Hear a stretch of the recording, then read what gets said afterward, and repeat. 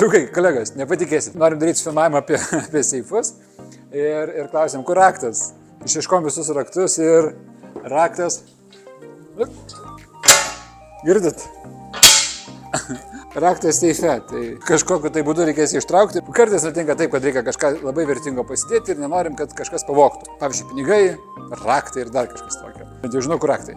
Taigi, pagrindinis dalykas klausimas, kur dėti seifą. Pavyzdžiui, tokį seifą. Tai toksai seifas yra dedamas po keleivių sėdynę, kur yra daug vietos. Tai tenais arba dedamas į dvigubas grindis. Aišku, labai tvirtai pririšamas. Aš dabar nežinau, ar jūs matysit, bet čia yra 4 skylės, kur yra tvirtinimo elementai ir tada prie grindų jau yra pritvirtinama. Arba prie spintos ar prie sienos. Yra kiti variantai, mažesni, tai tokie, tai čia galima su kodu arba su raktu. Irgi tvirtinimo elementai yra čia. Tas labai brangus iš tikrųjų seifas kainuoja 357 eurus, o tas pigesnis 56 eurus. Šičia irgi tik tai su raktu. Jeigu norėsit, atvažiuokit, pritvirtinsim kokybiškai ir parduosim ir seifus. Laikas, laukiam.